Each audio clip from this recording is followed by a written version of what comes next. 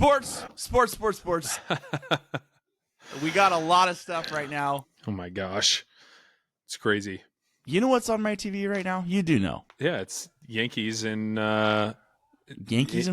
Brewers, there it is. It's really hard to beat opening Sunday for the NFL. What do we call it? Kickoff Sunday. What is that called?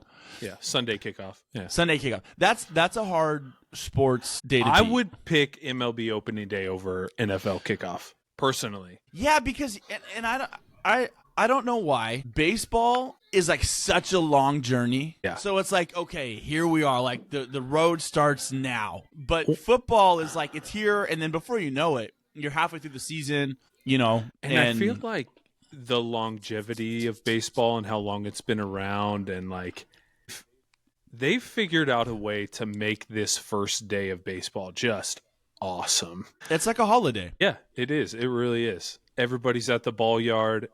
I mean, 28 teams are playing today, right? There's 14 games, I think. Yeah. And then one game tomorrow. But it's just like, dude, we've had such a long off season and all this stuff. There's not been baseball for so long. You get spring training. The anticipation's there. Well, and you're reaching peak weather across the United States too, and you can tell like, oh, it's starting to get sunny, it's starting to get warm, and it's still I have it on right now. It is very weird seeing Cody Bellinger in the pinstripes. Yeah, right. And he did strike out his first at bat, but I think he's going to have a heck of a year. You do? You think he's going to have a solid? Yeah. Okay. He's a great baseball player. I know his bat's been a little hit and miss, but I think Yankee Stadium is going to help him. And you know what's funny? I was watching because I've been so giddy about baseball. I recently, 2 nights ago, I watched Game 5 of the World Series. Dodgers-Yankees at Yankee Stadium when the Yankees had that atrocious the debacle. Yeah. Oh. You know what's funny is when Teoscar hit that double to tie the game up, Aaron Judge could have caught that ball. 1,000%. Now, if you watch where the ball landed and where he was not super close. But that ball did not hit the fence in the air. It bounced on the warning track, and then he played the ricochet off the wall. Cody Bellinger is starting in center field right now. If you switch those, and Cody Bellinger's in center field last year, I could almost guarantee you Cody Bellinger actually catches that baseball. And Aaron Judge is a good outfielder. He's not a huge defensive liability. Right.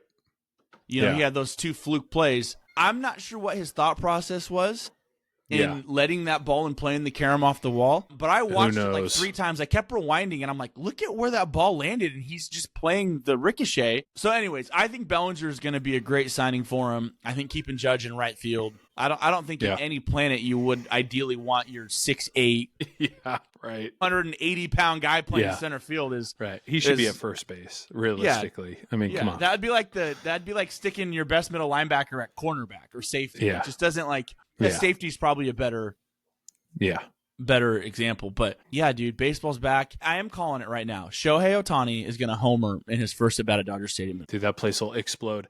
He's going yard. Shout out to Brian. Again, we've talked about him several times on these different episodes. He's going to opening day tonight. He's going to the game tonight. I invited him last year to a playoff game against the Padres, and he was busy, but I was super bummed he couldn't go. But him and I, Brian, if you're listening, we'll definitely have to hit up a game this season. So Yeah.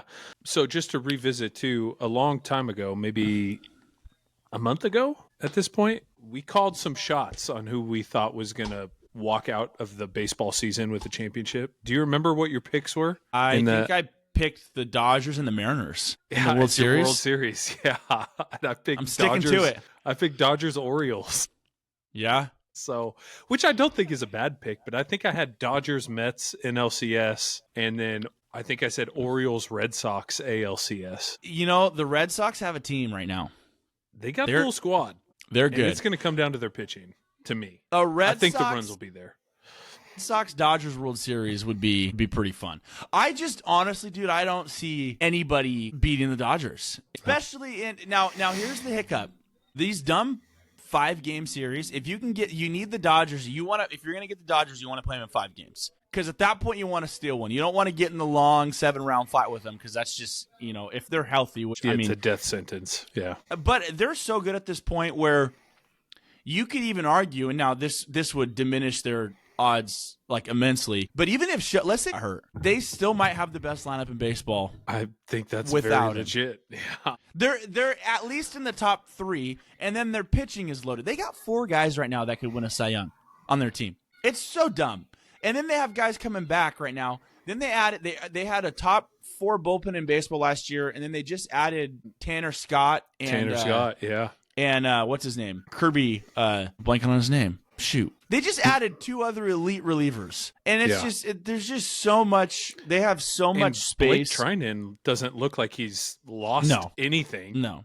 Dude, have you seen that video overlay of his splits? It's silly. The slider and the and the 2-seam, both 20 inches of break go in the opposite directions. Like, that's insanity. Absolute insanity. I with my Mariner pick, I am there's a good chance the Mariners just do the Seattle thing and win, 82. Yeah, 78 to 82 games, and it's like, oh, whatever, and I could be an idiot. But I have a weird feeling right now that I think Julio's going to have a bounce-back year, and if he does and he can play, top 4 baseball, I think they're going to be good. Well, I mean, Edgar Martinez, right, is the new hitting coach, and you just got to feel like they're not going to average 223 or whatever their team batting average was like last year. When I lived in Seattle in the 90s, when we were there, we lived in Seattle during the really fun peak Mariners years we were there from 93 to 2001. Yeah, that's it. That's the time. So when I fell in love with sports, and I've told people this, it was Seattle sports. I was Griffey, Randy Johnson, Edgar Martinez, Alex Rodriguez, Jay Buhner and friends. Jay Buhner, like on the back of my Little League cards, when you pick your favorite player, all of them said Jay Buhner. Yeah. Not Mike Cameron, huh? Mike Cameron was my favorite player the post that Griffey ran. Yeah, okay. So like junior high school years. So I wore 44 through high school in baseball because of Mike Cameron. Do you remember Mike Cameron's signature? Thank you, babe. She brought me El Pollo Loco, so I'm gonna be eating while we record. It's our podcast. We can do whatever we want. No one's telling us we can't eat. Do you remember Mike Cameron had a little signature thing he did? Pockets out, baby. Pockets out. And every time I was in the field, I had both my back pockets out. Yep. Back pockets that's out. That's what I did. So I was a big Mike Cameron fan. Yeah. Thank you. She's got my salsa. He had what, 2 seasons in there right after Griffey left that were like, whoa, this guy could be the best replacement for Griffey we ever found. He was the best center, like from a defensive standpoint, the best defensive center fielder in baseball.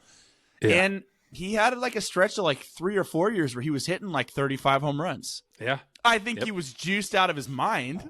%. Absolutely. He had a 4 home run game against the White Sox I think the year they won 116 games. He hit 4 home runs in a game. And his 5th at bat, do you know what he did? No, I have no idea. He hit the ball to the warning track. He almost hit 5. Would that be the only time that's ever happened? Yep. No one's ever hit 5. I wish I had a list in front of me of the 4 home run guys. Yeah, I mean, 4 home runs in one game that's insane, dude. One, that's hard to just do in general. But 2, to actually pull it up. You have to get the at-bats. You have to get 5 at-bats to do that. Anyways, the other thing, I know baseball's picking up here, but the other thing I wanted to talk about, LeBron James and Stephen A. Smith are going bonkers. Have you followed this stuff that's happening? A little bit. I've seen a little bit. I saw the video of the confrontation. I saw them talking to each other. And then I just saw a video of, is it Stephen A. boxing or taking boxing lessons or something? Well, because so LeBron went on the Pat McAfee show yesterday for an hour and a half and went off on all the media people, went off on Stephen A. Smith. I don't know what's going on with LeBron, but I think he's just in this I'm 40 years old and degaff mode. I can do whatever I want, yeah. So Stephen A. Smith responded in light of his comments yesterday on the Pat McAfee show. And Stephen A. Smith said, and he probably shouldn't have said this because LeBron wasn't going to do this, but Stephen A. Smith brought up the conversation if he would have laid hands on me. That's what he said. Which that was not going to happen. And Stephen A. Smith said he would have swung. That's what he said. And I'm like, oh my gosh. And so that was yesterday on LeBron's Instagram. He posted a video of Stephen A. Smith boxing, and then he posted like the womp, womp, womp thing underneath. Yeah. But I cannot remember a time in our sports life we've had two, like a player of LeBron. I mean, you're talking, arguably the greatest basketball player of all time, and then probably the greatest sports face ever. Yeah. Just going at it publicly like this is, and I always thought they were like, if I would have picked two guys that would have respected each other's craft, it would have been these two. I thought they would have been on the same page at least. Yeah, for sure. But it turns out they hate each other. Wild. So, it is wild. Anyways, sports drama. Only thing I was going to ask about too was the TGL. Did you watch any of the final at all or playoffs? Because I actually thought it was fantastic. I thought it was great. And I didn't realize this, but winners walked away with $9 million. Like that's not chump change. They're not doing this for charity. Like that's a legit payout. And I think there's going to be legitimate traction with the TGL. I have talked to a few people that are like, I don't like it. I don't like the screen. I like the elements. I like being outside. And I'm like, that's fine.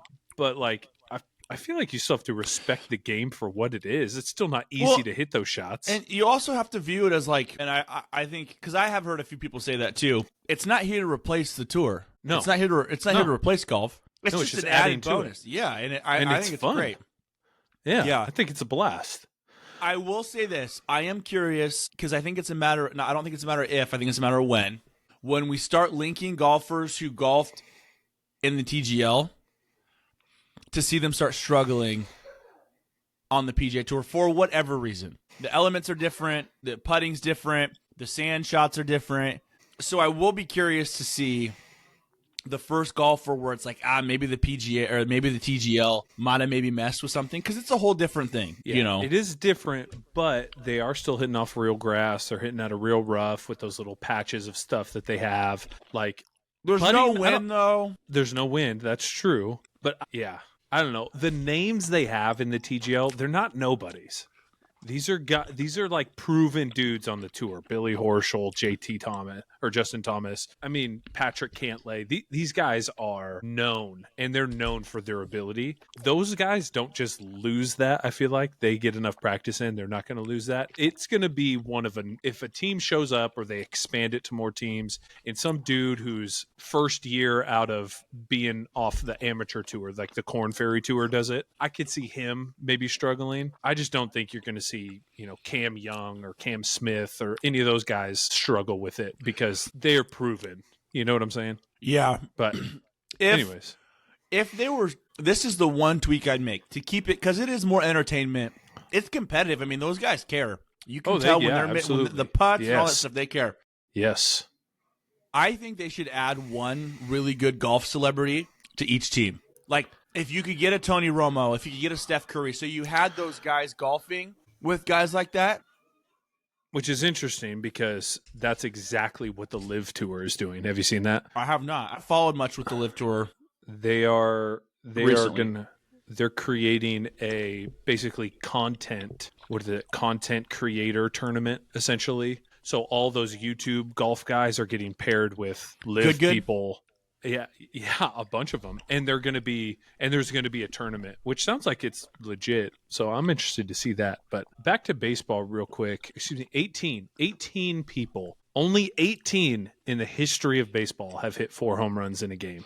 And Lou Gehrig, Pat Siri, Colavito, I don't even know who that is, for the Indians back in 1959. Mike Cameron in 2002. Carlos Delgado in 2003. Josh Hamilton. Forearms that you dude. Couldn't wrap a tape measure around. I was going to say the wrist tape, too, just made him look even bigger. It's crazy. Josh Hamilton did it. Steroids. Bobby Lowe, Ed Delaney, Chuck Klein, Gil Hodges, Joe Adcock from the Braves in 54, Willie Mays, Mike Schmidt, Bob Horner, Mark Whitten, Sean Green, Scooter Gannett, I remember that, back in 17, and J.D. Martinez back in 17. Lots of no-name people. There's a few names in there, but most of those guys are not well-known people, which tells you kind of have to get lucky to hit 4 home runs in a game. Okay. There's an element of things. Do you also think your that way. You can't be a superstar? Because if Shohei has 3 home runs, they're not pitching him. You're not pitching to him. No. You're not going to throw to him.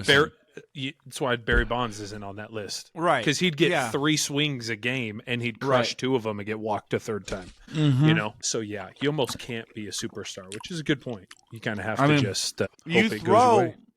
A lot of those guys are very good. Don't get me wrong. Very good baseball players. But you got the difference, how you pitch a superstar, whether you're intentionally walking him or just pitching around him. Yep. You're not – those guys are so keenly aware of, like, where to not put a ball. And if I make a mistake, Shohei or Aaron Judge are going to hit it out. But you're not going to do that. You know, you got to just kind of be like, oh, man, this guy got the first one. Right. And the third inning hits another one. You're like, all right, let's try not to do that again. And it's the third one. And then Or by that time, it's usually a relief pitcher. And they would make the same mistake. And then, you're just hoping to get something off a fourth. But I'd be curious. I mean, this list would be way longer, but to see what names are on the 3 home run game, because I think you'd see a lot more superstars on that. Yeah. And the list would be a lot longer. Right. So, anyways, yeah, but baseball's back, dude. We made it. MLB opening day. It's the Boys best. of summer. They're here. So, and I do think I am in on your MLB The Show thing, and we should start doing the home run derby. I bought it. You bought it. Do you like it? I jumped in already. Yeah. I've been having fun. I did the Road to the Show, or I started the Road to the Show. You start back in high school now. Got to relive some dreams of mine. Got to play for Cal State Fullerton and win a championship. No big deal. I did get recruited by Vandy, but I went to Cal State Fullerton instead. I think there's only 8 colleges you can actually get recruited to, but it's still like, oh, this is fun, Madden used to have that mode. Yeah. Where you'd be in high school and then college. Yeah. And then it does feel different, though, because I told you before, I had it on my Nintendo Switch before. Now I have it on Xbox. It does feel way different on the Xbox. Yeah, I bet. It's almost harder because it's easier. Like the pitching, you can actually see it, and it's slower. Mm-hmm. And so, like on these, 84-mile-an-hour sliders, I'm way out in front of them because I expect it to happen so fast because I'm used to playing on my Nintendo Switch. So some timing, I'm figuring out some timing stuff. Yeah. But I did get drafted number 1 overall by the Oakland A's, which is kind of funny because you'll be playing a lot of games in Sacramento. I'll probably move up pretty quick is what I'm thinking. I wonder where they have that home stadium at right now. It's not going to be the Coliseum, right? No. I think Is it going to be the AAA field on the game? I think it's the Sacramento River Cats Double Stadium, A, I think.